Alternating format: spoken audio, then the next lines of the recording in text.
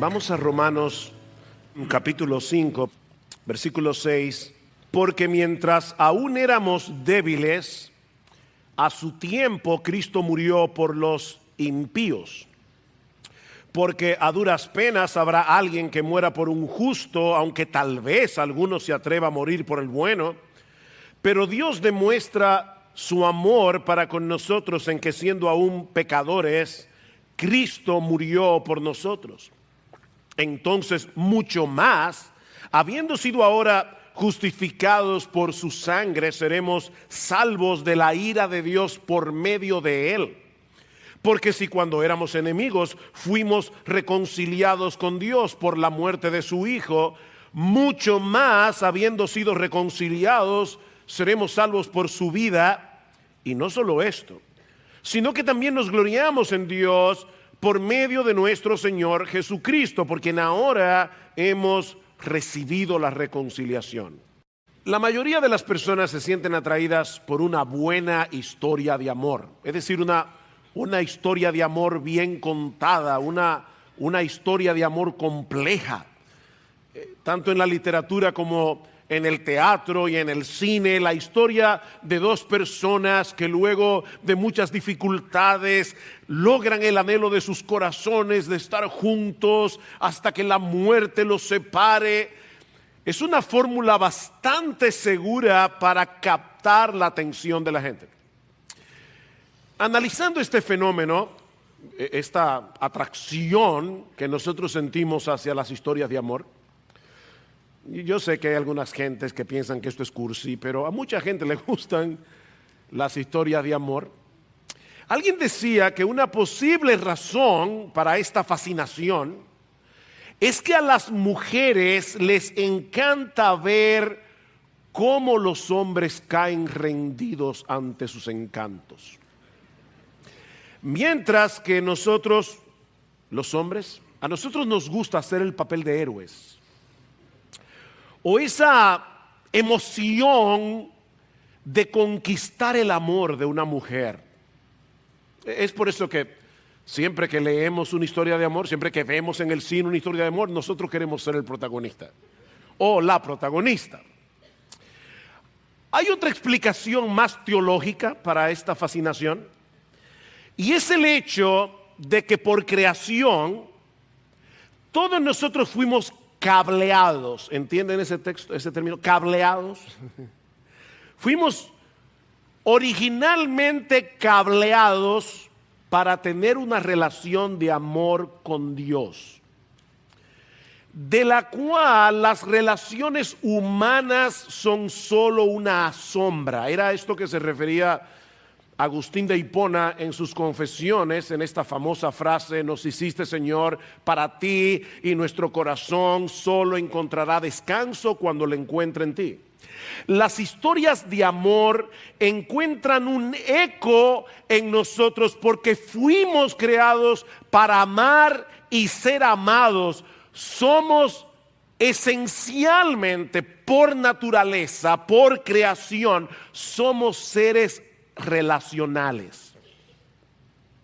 Ahora, en casi todas las historias de amor, usualmente hay un elemento que atrae una persona a la otra o ambas personas a la vez. Es muy triste cuando esta atracción es de una sola vía. Hay alguien que se queda colgando de un patín, no sé cómo se dice eso en otros países, pero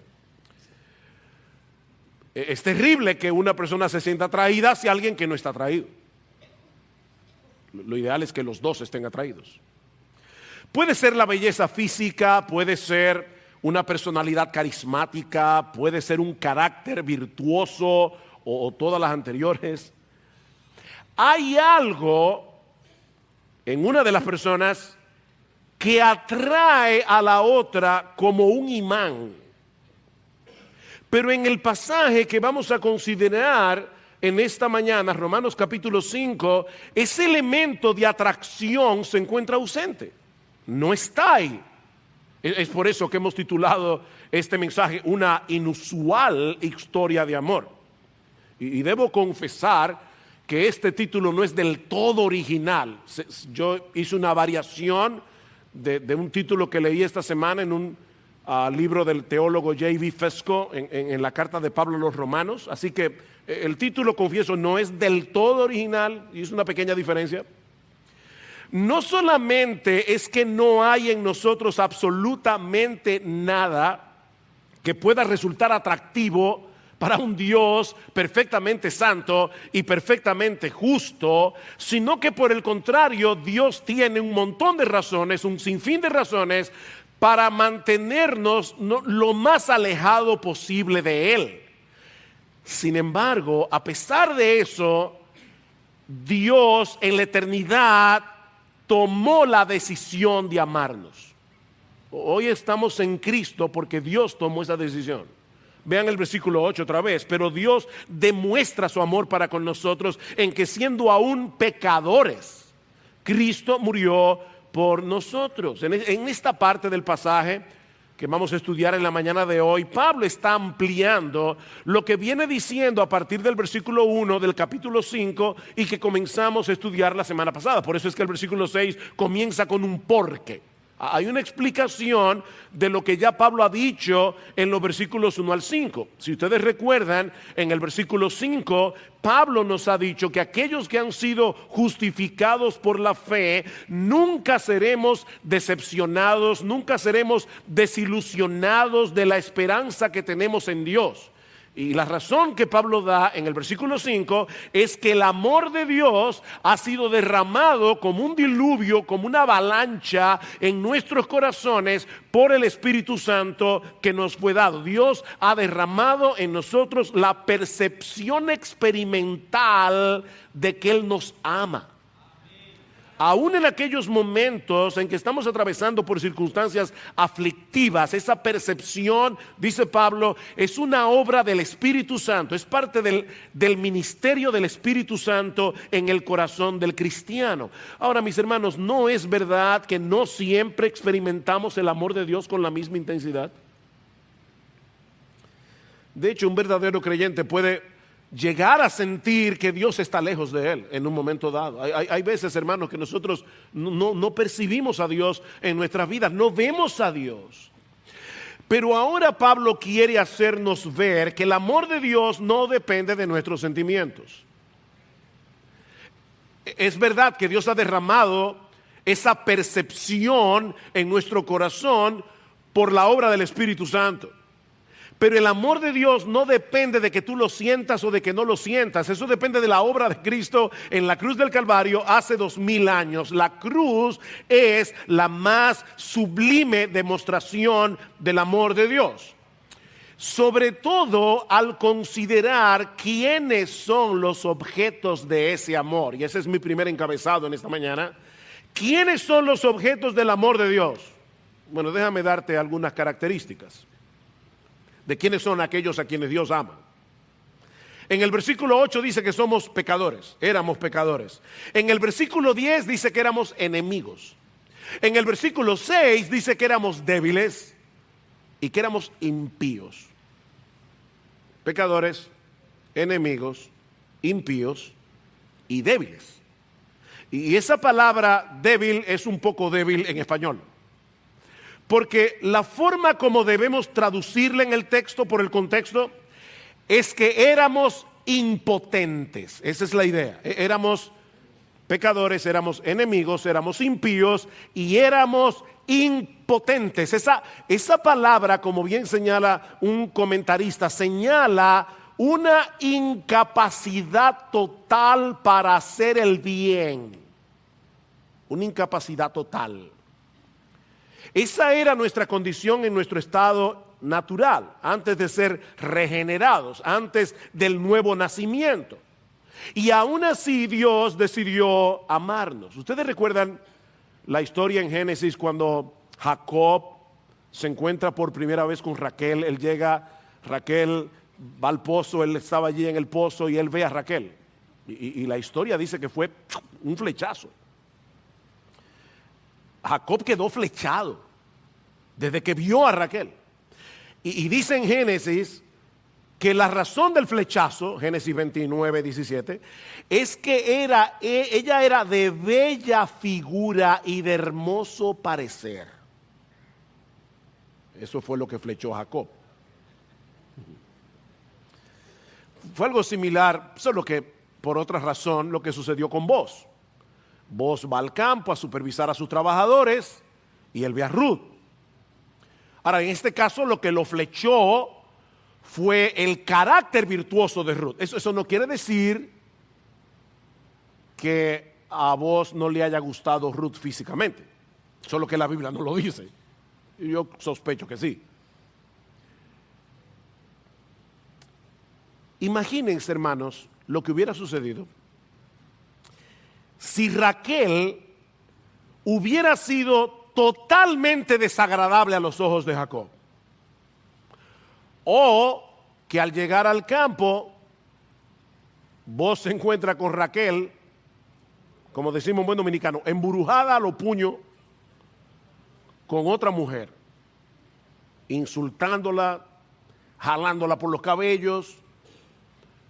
La historia hubiera sido otra. Ni Jacob se casa con Raquel, ni Booz se casa con Ruth. Bueno, hermanos, lo que Pablo nos está diciendo en Romanos capítulo 5 es que nosotros éramos esa mujer fea y repugnante que Jesús escogió para ser su esposa. Esa es la idea. Éramos horribles en apariencia y en carácter. En vez de ser como Raquel, en vez de ser como Ruth, nosotros éramos como Gomer. Éramos como esa esposa adúltera que Oseas, el marido, ella cayó tan bajo, que tuvo que ir a comprarla en un mercado de esclavos. Eso éramos tú y yo. No éramos Raquel, no éramos Ruth, éramos Gomer. Mis hermanos, eso es lo inusual y sorprendente de esta historia de amor, que Cristo no nos ama por ser atractivos, sino que nos ama a pesar de lo que somos para hacernos atractivos. O sea, Él no nos deja como nos encuentra, y gracias al Señor por eso, sino que por el poder de su Espíritu, Él comienza una obra en nosotros, una obra de santificación, transformándonos progresivamente a su propia imagen. Él escogió a una esposa horrible para hacerla bella a través de su palabra. Y es esa realidad la que Pablo usa en Efesios capítulo 5 para exhortar a los maridos. ¿Recuerdan? Efesios 5:25, maridos, amad a vuestras mujeres como Cristo amó a la iglesia y se entregó a sí mismo por ella. ¿Para qué? Para santificarla. Ella no era santa. Cristo la escogió para santificarla, dice el apóstol Pablo, por el lavamiento del agua, por la palabra, a fin de presentársela a sí mismo, una iglesia gloriosa que no tuviese mancha ni arruga ni cosa semejante, sino que fuese santa y sin mancha. Mira, déjame decirte algo. Si tú no entiendes cuál era tu condición cuando Cristo te salvó, tampoco vas a poder entender el amor de Dios. No vas a entender la magnitud del amor de Dios. No vas a poder entender la naturaleza de la gracia. Lo que hace sorprendente la gracia es ese contraste entre lo que nosotros éramos y lo que Dios hizo por nosotros a pesar de lo que éramos. Efesios 2, Él nos dio vida, Él os dio vida a vosotros. ¿Cuándo? Cuando estabais muertos en vuestros delitos y pecados, en los cuales anduvisteis en otro tiempo, siguiendo la corriente de este mundo, conforme al príncipe de la potestad del aire, y éramos por naturaleza hijos de ira. Lo único que merecíamos por naturaleza de Dios era su ira. Éramos por naturaleza hijos de ira, pero Dios, que es rico en misericordia, por su gran amor con que nos amó, aun estando nosotros muertos en pecados, nos dio vida juntamente con Cristo. Y Pablo dice ahora entre paréntesis, por gracia sois salvos. O sea, en otras palabras, es que tiene que ser por gracia, porque estábamos muertos.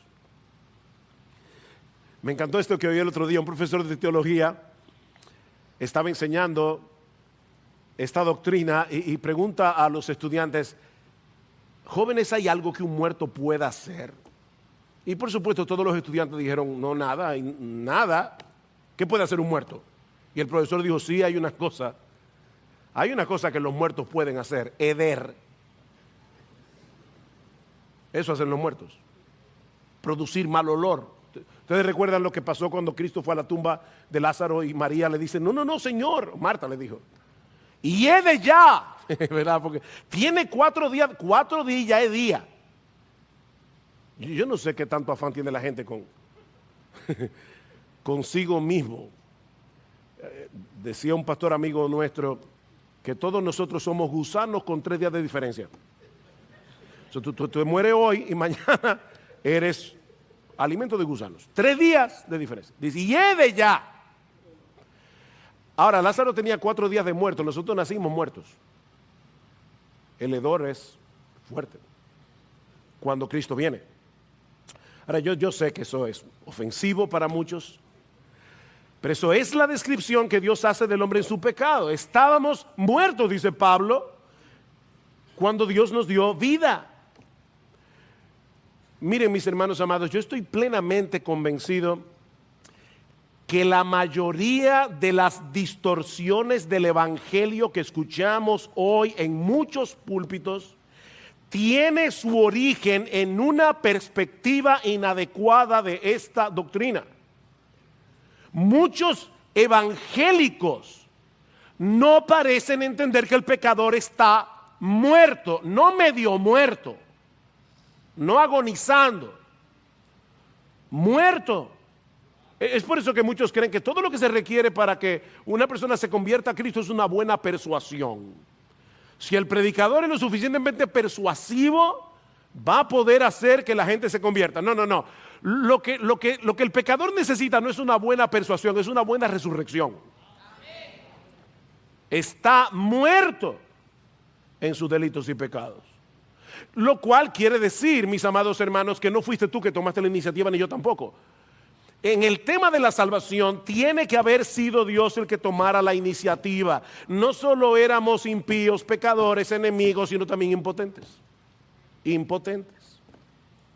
Padecíamos de una irremediable impotencia moral. ¿Y por qué es importante entender que es una irremediable impotencia moral? Porque no es una impotencia física. Yo le decía a mis estudiantes este martes en Logos, hablando de este tipo de impotencia en la clase de filosofía, le decía, miren, si yo le pido a un niño de 3 años que salte una verja de 3 metros y si no lo hace le voy a pegar, yo estoy siendo cruel. Porque él físicamente no puede saltar la verja. Ahora, si yo le pidiera a un enemigo que me odia con todas las fuerzas de su ser, que quisiera verme muerto, que me haga un favor de vida o muerte y él me dice yo no puedo hacerlo porque no quiero hacerlo, es una impotencia diferente. Es una impotencia moral. Él pudiera hacerme el favor, pero no puede. No puede porque no quiere. Y no quiere porque no, me odia. Ese es el problema del pecador.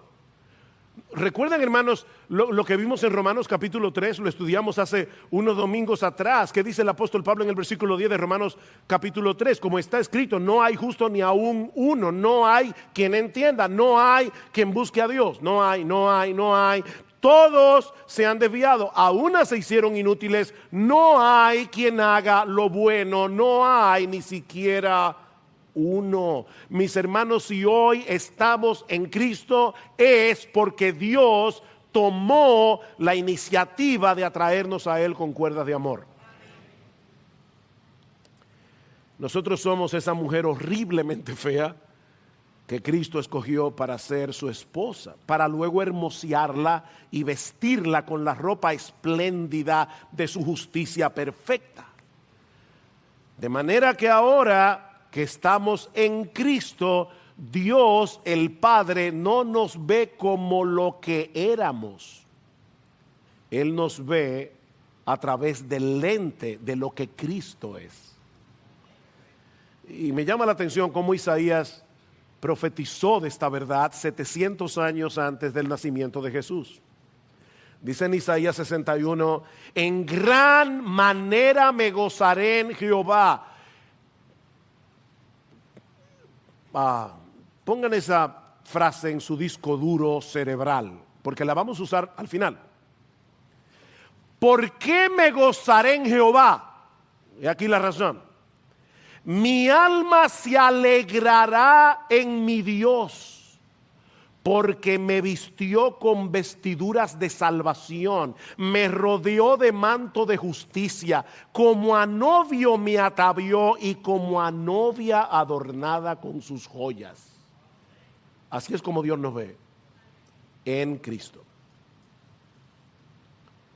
Siempre se ha dicho que no hay muerto malo ni novia fea, ¿verdad? Siempre las novias se ponen sus mejores atavíos el día de la boda y uno la ve y dice, wow. Así nos ve Dios, vestidos en esa espléndida ropa de la hermosura de Jesús y adornado con joyas. Ahora, esa purificación y ese adorno de justicia tuvo un costo. Y eso nos lleva a nuestro segundo encabezado. Ya vimos quiénes son los objetos del amor de Dios. Veamos ahora en segundo lugar el costo infinito de ese amor.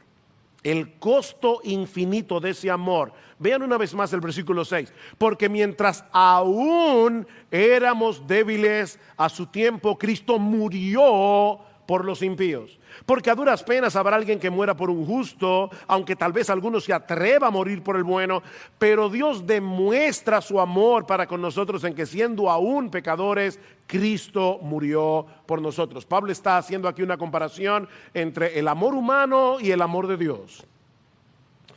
Y básicamente lo que él está diciendo es que algunas personas son capaces de hacer actos altruistas que son sorprendentes. ¿Han visto ustedes esos bomberos que entran en una casa en llamas arriesgando sus vidas porque dicen hay un niño adentro y sacan al bebé y todo el mundo aplaude? O esos soldados que en el campo de batalla, en medio de los tiros, van y se arriesgan para salvar a un herido y volverlo de nuevo a las trincheras.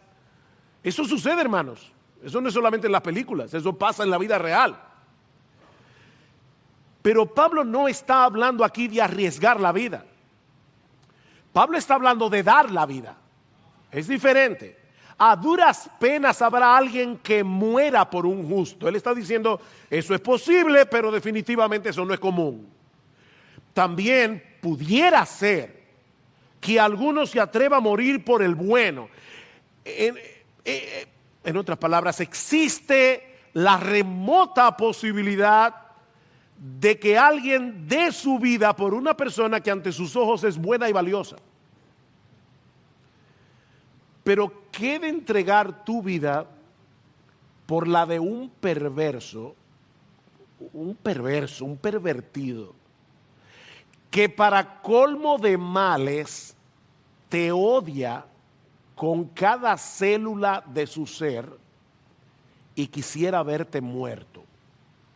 ¿Qué de dar la vida por alguien así? Miren, mis hermanos, lo sorprendente del amor de Dios es que Cristo dio su vida por gente rebelde e indigna que de haber podido lo habrían sacado a patadas de su trono para ponerse ellos. Por esa gente Cristo murió. Éramos sus enemigos, dice Pablo. Tal vez tú dices, no, pastor, yo nunca he sido enemigo de Dios. No, del Dios que tú tienes en tu cabeza sí, pero no del Dios que está aquí revelado en este libro.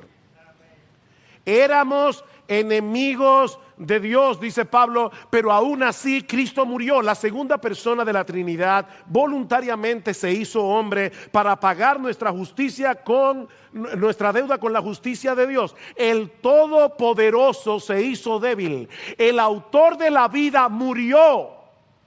El Rey del universo dejó que sus criaturas lo traten como el peor de los criminales para luego absorber la ira de Dios que nosotros merecíamos, que tú y yo merecíamos, para que tú y yo pudiéramos ser justificados en la presencia de Dios.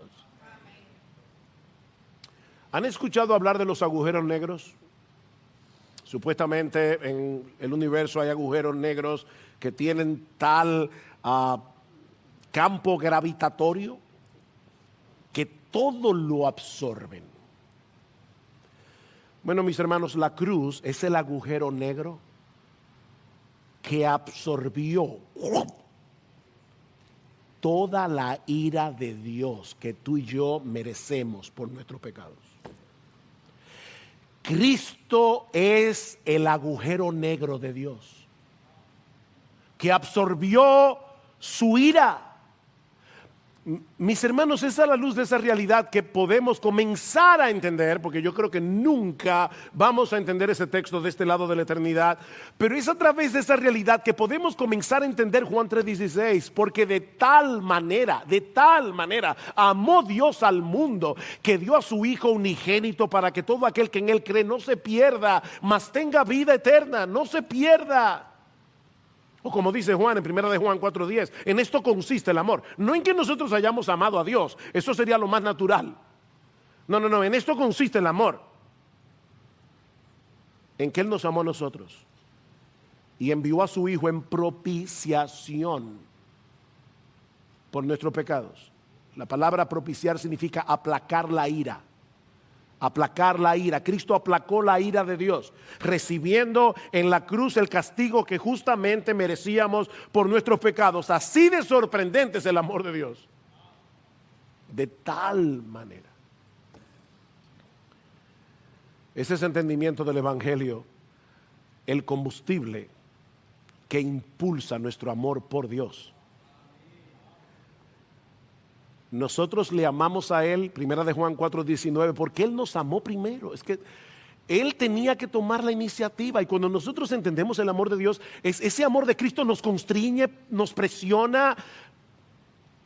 El amor de Cristo encausa nuestro amor, pensando esto, que si uno murió por todos, luego todos murieron y por todos murió, para que los que viven ya no vivan para si antes. Tú y yo vivíamos para nosotros mismos. Pero entendiendo el amor de Cristo, ya no vivimos para nosotros mismos, sino para aquel que murió y resucitó por nosotros.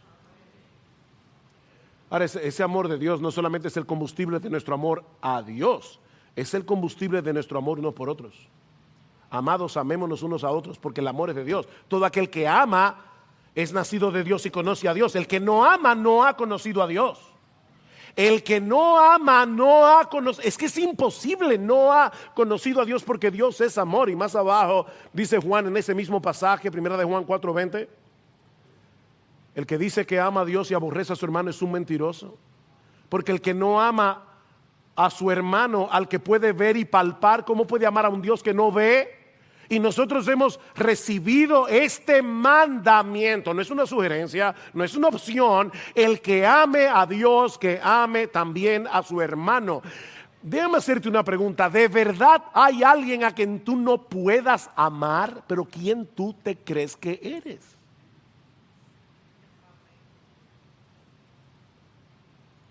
¿De verdad hay alguien que tú no puedas perdonar?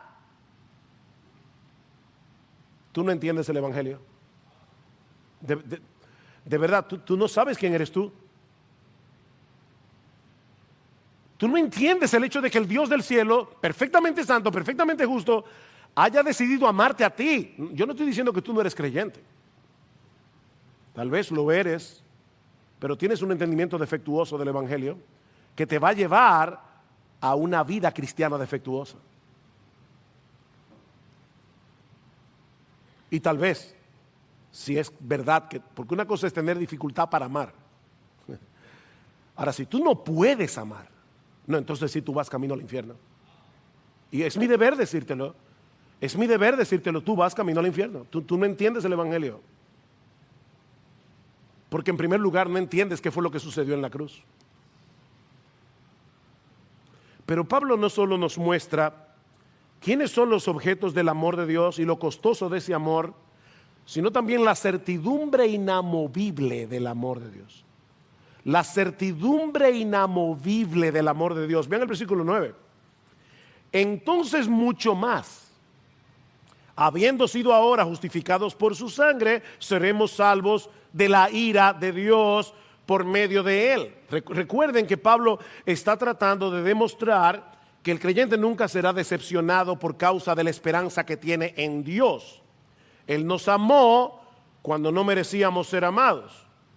Él decidió entregar lo más valioso que tenía por personas que no valían absolutamente nada espiritualmente hablando, personas que merecían ser condenadas por sus pecados. Y la pregunta que Pablo está planteando aquí es: ¿será posible que Dios deje de amarnos ahora que somos sus hijos? Esto es lo que se conoce como un argumento de mayor a menor. Él hizo lo más grande, ¿no va a ser lo más pequeño? Versículo 9. Entonces mucho más, dice Pablo.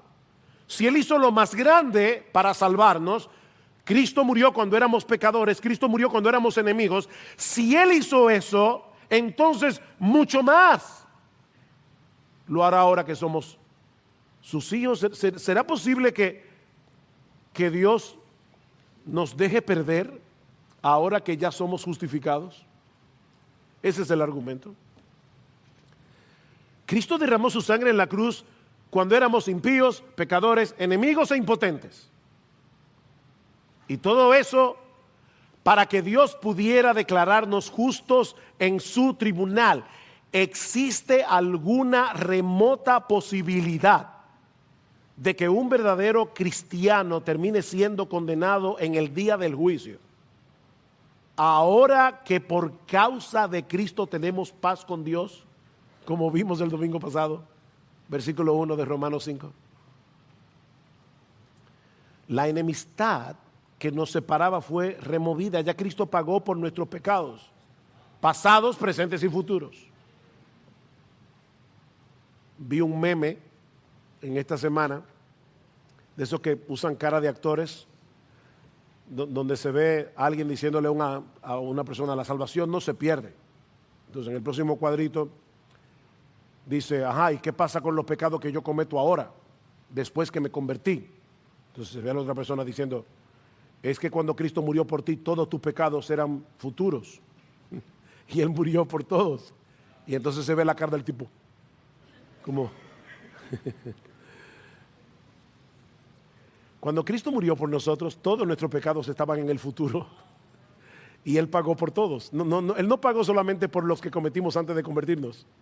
Él pagó por todos nuestros pecados, pasados, presentes y futuros. Versículo 10. Porque si cuando éramos enemigos fuimos reconciliados con Dios por la muerte de su Hijo, mucho más, otra vez la comparación, mucho más, habiendo sido reconciliados, seremos salvos por su vida. Pablo está usando de nuevo el argumento mayor a menor. Él tomó la iniciativa de atraernos hacia Él, de hacernos sus amigos cuando estábamos en enemistad contra Él, al precio de la vida de su Hijo. Y de nuevo yo pregunto: ¿existe alguna posibilidad de que ahora que fuimos reconciliados, Dios decida declararnos la guerra otra vez? Eso es absurdo, hermanos. Por causa de Cristo, noten que Pablo dice: seremos salvos de la ira de Dios. En el futuro, seremos salvos. Podemos llegar al día del juicio con esta confianza. Seremos salvos por su vida. En el versículo 9 dice que fue por su muerte. ¿Se dieron cuenta de ese cambio? Aquí dice que fue por su vida. Y lo que Pablo parece estar diciendo es: Cristo nos salvó cuando estaba muriendo en debilidad. ¿Dejará que nos perdamos ahora que vive en poder?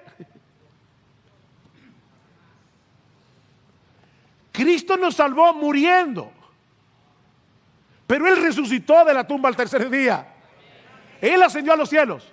Él está sentado a la diestra del Padre. Él está intercediendo por cada uno de los suyos. ¿Es posible que uno de ellos termine en el infierno? Por supuesto que no. Pablo dice en Filipenses capítulo 1, versículo 6, que los creyentes estamos persuadidos de esto, que el que comenzó en nosotros la buena obra, la perfeccionará hasta el día de Jesucristo. Él la comenzó, no fuiste tú ni fui yo. Fue Dios que tomó la iniciativa de salvarnos cuando merecíamos ser arrojados al infierno. Podemos estar seguros, dice Pablo, que Él mismo se encargará de concluir lo que empezó. Miguel Ángel era famoso, el famoso escultor renacentista, por dejar las obras a mitad. Él era famoso por eso. Dios no es como Miguel Ángel. Él termina lo que empieza. Y tiene poder para empezar lo que empieza. Para terminar lo que empieza. No existe la menor posibilidad de que un verdadero creyente se pierda. Porque la salvación depende de Él, mis hermanos, de principio a fin.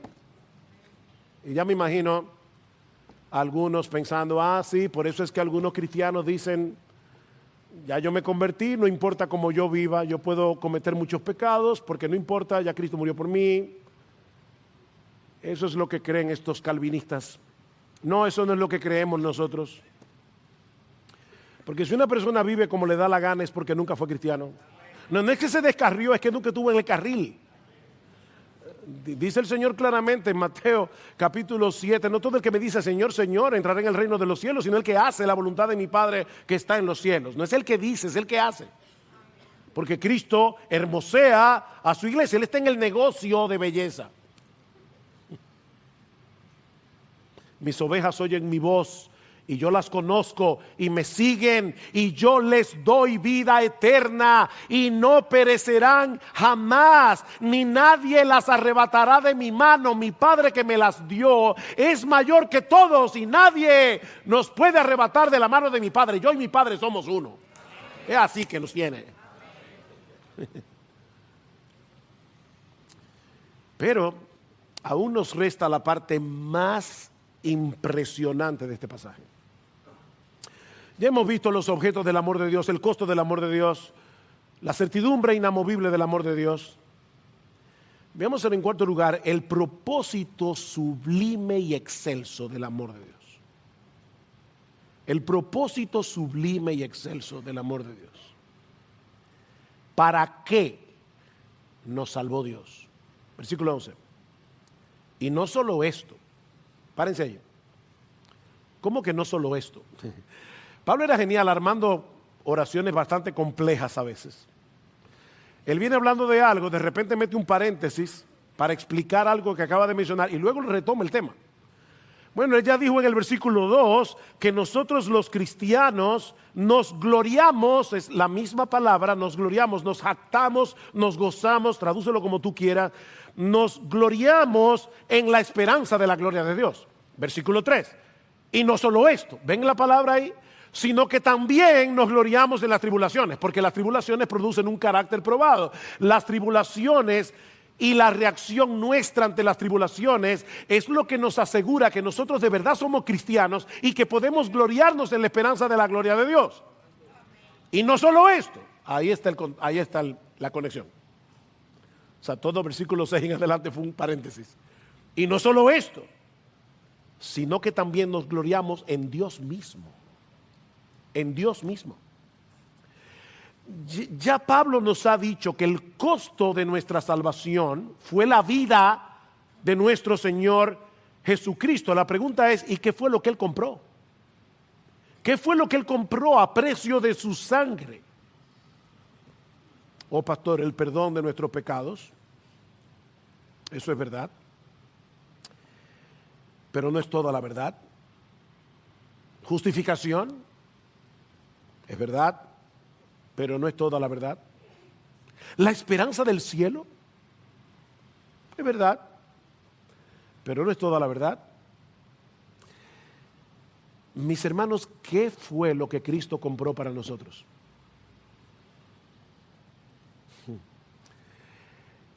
Nosotros fuimos justificados por Dios por medio de la fe para obtener un don mayor que el perdón, que la justificación, que la vida eterna en el cielo, que el mero hecho de ser perdonados. El propósito más sublime de nuestra salvación es que ahora podemos regocijarnos en Dios. Eso es. Versículo 11. Y no solo esto, sino que también nos gloriamos, nos gozamos, nos jactamos, por lo que tú quieras ahí, en Dios por medio de nuestro Señor Jesucristo, por quien ahora hemos recibido la reconciliación. Mis hermanos, Dios es la buena noticia del Evangelio. Dios es la buena noticia. Fuimos reconciliados con Dios por la muerte de su Hijo, para que ahora podamos tener comunión con Él, regocijarnos en Él, deleitarnos en Él, gozarnos en Él. Dios es el precio y la recompensa de la salvación. Es el precio. Dios tuvo que morir y es la recompensa. Dios murió para que tengamos a Dios. Imagínense que yo tengo un problema con mi esposa. Por si acaso no lo tengo, pero digo, ahora no lo tengo, por si acaso. Ella está ahí sentada. Pero imagínense que yo soy áspero con mi esposa, desconsiderado, y hay un hielo en la casa. Mi esposa no está igual que antes. Y yo digo, yo tengo que reconciliarme con mi esposa. Tengo que reconciliarme. ¿Y por qué? Me pregunta alguien. Porque ya no quiero seguir sintiendo este complejo de culpa. Respuesta incorrecta. Eso es una razón muy egoísta para querer reconciliarte.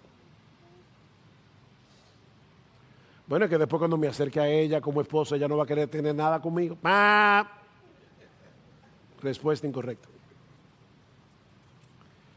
Y peor todavía, para que me arregle las gavetas y me haga la cocina. Peor. La única motivación apropiada y correcta por la cual yo debería querer reconciliarme con mi esposa es por ella misma. Es porque yo la quiero a ella. No lo que ella me da, sino a ella. Lo otro es una reconciliación mercenaria.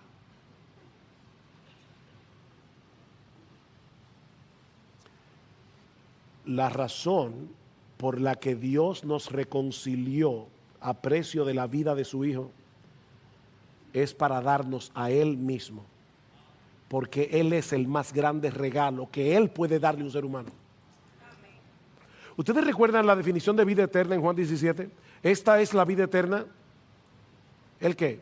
Vida sin fin, en el paraíso, sin enfermedades, sin dolores.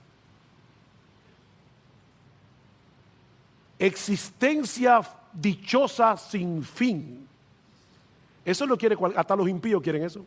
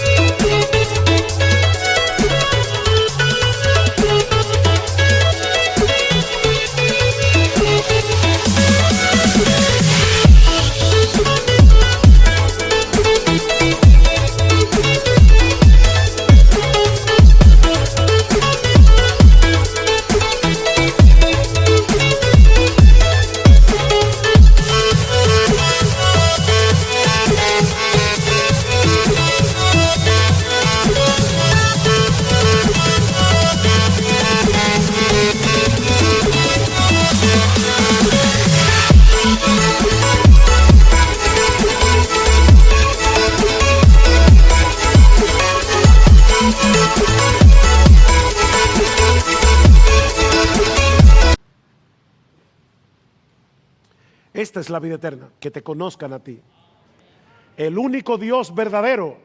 Eso es vida eterna, y a Jesucristo, a quien has enviado. Jesús no define la vida eterna en función del tiempo, la define en función de una relación de amor con Dios.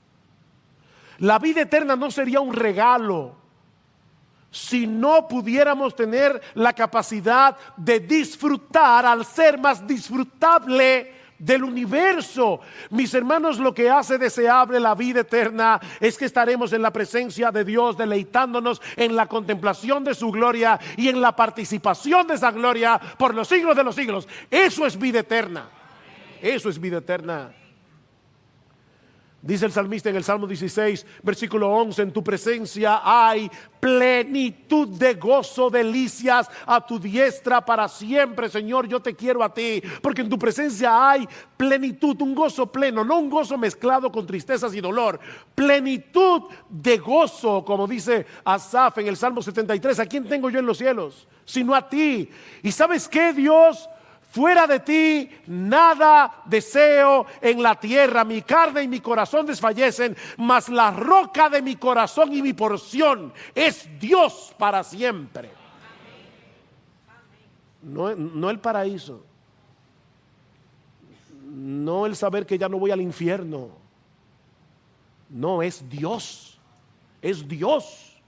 Mis hermanos, Dios nos justificó al precio de la vida de su Hijo para que pudiéramos gloriarnos en Él. Él es el precio y el regalo del Evangelio. Y noten, mis hermanos, ¿recuerdan que decíamos el domingo pasado que la bendición está en la gramática? Pablo no dice ahí, y no solo esto, sino que también nos gloriaremos en Dios. No, Pablo está diciendo, y no solo esto, sino que también todos los cristianos, esto no es una élite súper espiritual de cristianos. El verdadero cristiano está incluido ahí. Nos gloriamos presente, ahora, en Dios. Esa es la esencia del cristianismo. Que fuimos reconciliados con Dios para poder disfrutarlo a Él, no sus dones, sino a Él. Por eso dice John Stott que la marca principal de los creyentes justificados es el gozo. ¿Saben por qué? Porque nuestro gozo no depende de las circunstancias.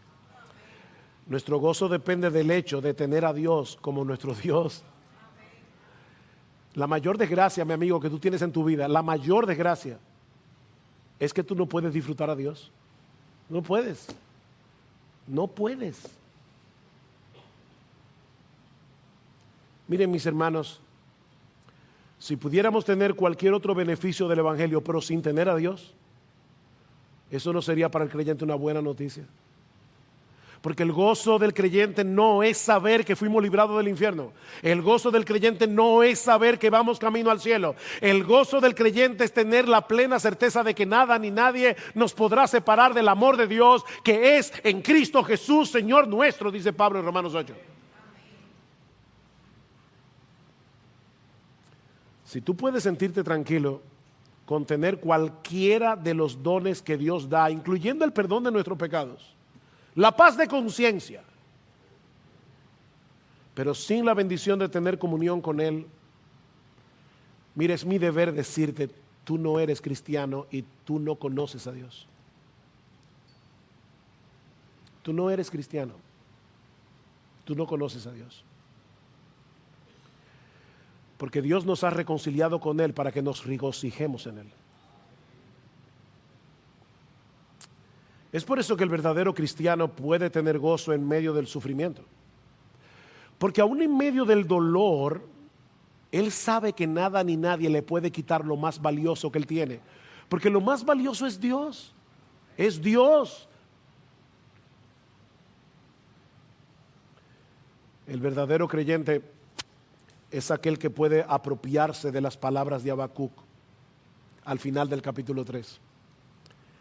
Mira, aunque la higuera no florezca, ni en las vides haya frutos, aunque falte el producto del olivo y los labrados no den mantenimiento y las ovejas sean quitadas de la majada y no haya vaca en los corrales, con todo, yo me alegraré en Jehová y me gozaré en el Dios de mi salvación.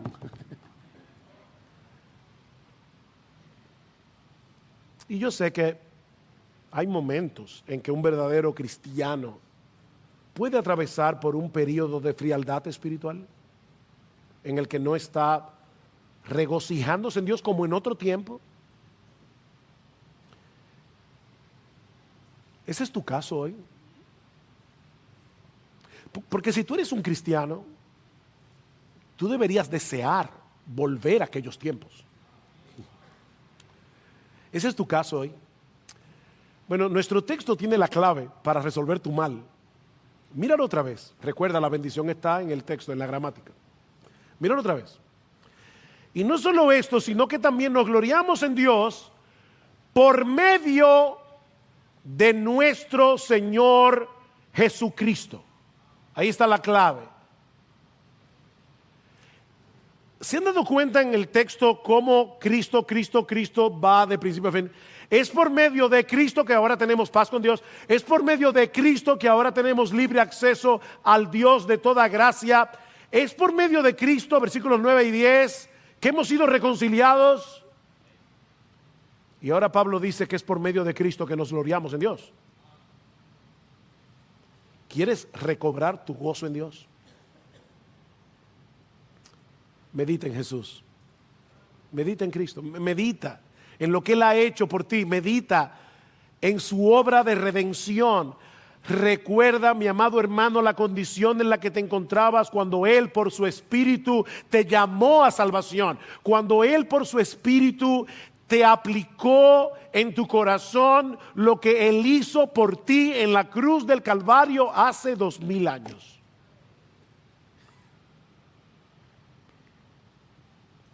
Medita en esta extraordinaria e inusual historia de amor que se revela en el Evangelio.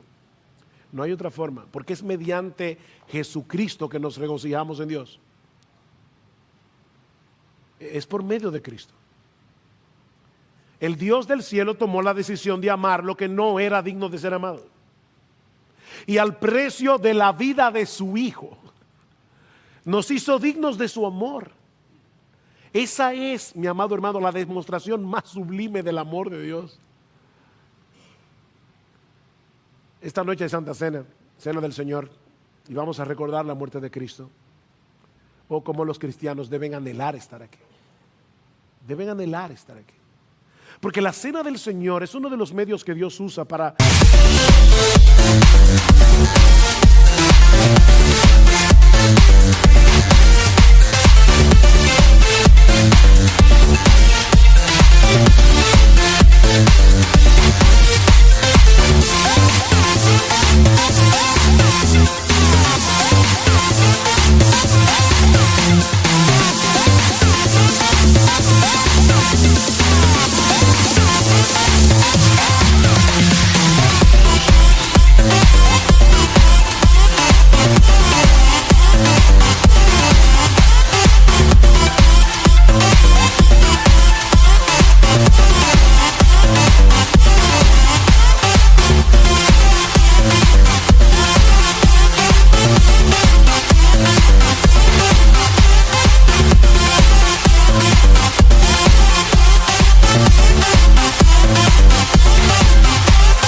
sensibilizar nuestros corazones al amor de Dios. No trates de interpretar el amor de Dios a la luz de tus circunstancias. Interprétalo a través de la cruz. Esa es la base de nuestra seguridad en Cristo, el inconmovible e inmutable amor de Dios manifestado en el Calvario. Mi hermano, mira al bendito Hijo de Dios absorbiendo la ira infinita de un Dios perfectamente justo, hasta que veas renacer en tu corazón tu gozo en Él. Tu gozo en Él.